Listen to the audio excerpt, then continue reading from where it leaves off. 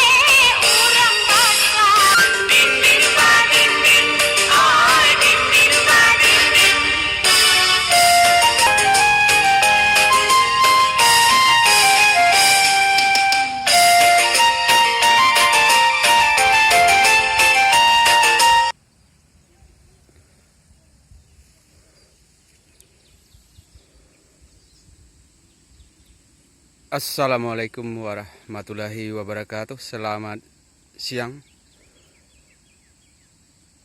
Kami informasikan kepada rekan-rekan semua, inilah bumi Minang, khususnya Kota Madya Solok yang masih asri, indah. Hutan-hutannya masih nampak terjaga.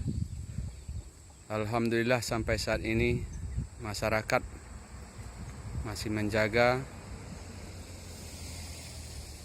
persawahan, kebun, dan alhamdulillah pada saat ini kami berada di ladangnya Bapak Saharudin Datuk Rangkayo Balai, dan beliau menjaga dan menanami